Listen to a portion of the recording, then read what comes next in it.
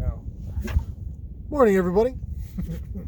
Happy Thursday. Time for the morning fishing report. Well, winter is officially here. We are, everybody that I've seen out here this morning is bundled up. We had a west-southwest wind this morning. Air temp was in the mid-50s when we left the dock at 5:15. And it's 30 below right now. Yeah. They're calling for snow by the weekend. So everybody get ready. I'm just your ray of sunshine for today. But the end of August kind of blues are here. Everybody's bummed out. If you're a kid and you got to go back to school in a couple weeks, you're bummed out, you know. And these walleyes seem a little bummed right now too. We jigged pretty aggressively all morning. We switched back and forth between blades.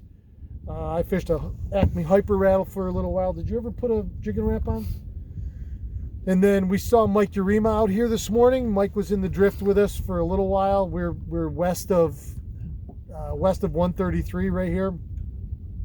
We had good marks. He said the same thing. He's got, we had clouds of bait and fish around it, but Don had one walleye. I had a swipe at something and it didn't stick. And still got water temps, surface temps in the mid 70s. I even put my underwater camera down and looked a couple times, and it was pretty barren down there. We had a good picture. Now, the first thing Mike said was maybe they're shad instead of perch, because normally if you're around that many schools of perch, and they're this big, they're 3-4 inches long, you're gonna, believe it or not, you catch them on the blades. They won't leave it alone. They're tick, tick, tick, tick, tick, And we didn't do any of that, so maybe they were shad, and shad aren't feeders per se. I think they're a filter feeder. They're an algae eater, so which would make sense. I think it's a little early to start seeing schools of shad, and we saw some big ones. So our morning consisted of one fish, and that was it. It was a keeper, but that was it. And then we just had Paul and John from Pennsylvania come up and talk to us, and they've had all three keepers. They're drifting worm harnesses. They're drifting hammer rigs in that they're starting in that 14, 15 foot range and drifting all the way out to the middle here in 18, 19. It doesn't get that deep down here.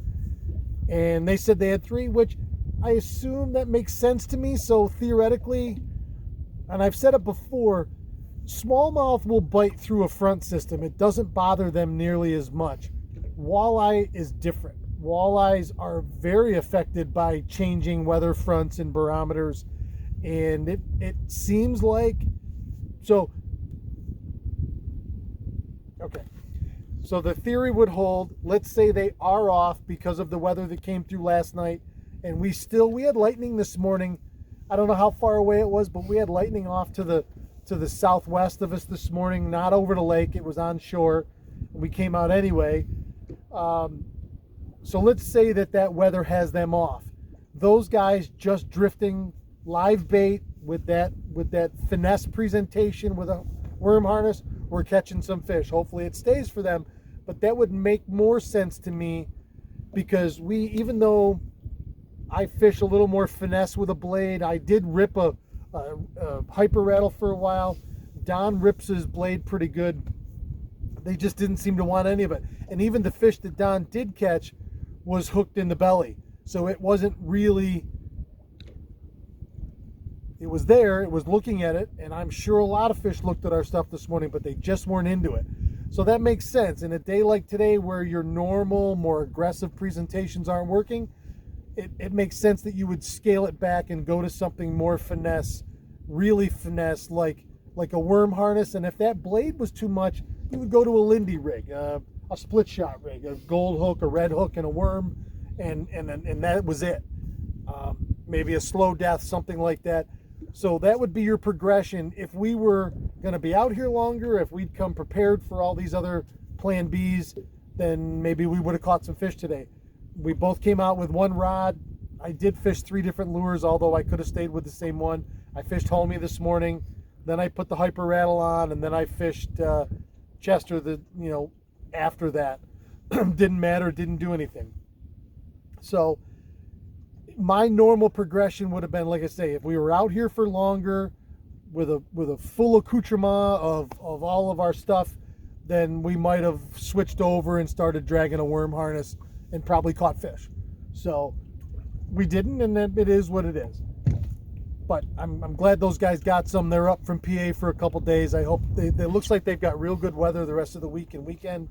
It's supposed to be blistering hot tomorrow. What day is today? We said Thursday, right? Yeah, the day after yesterday. Day after yesterday. I can never remember. They're all the same. It's supposed to be pretty blistering hot Friday, Saturday, Sunday. So they got good weather, and I'm sure this will turn around, and these fish will bite again. Not a big deal. Fishing's fishing. It is what it is. There's something else I wanted to say. New video was up last night.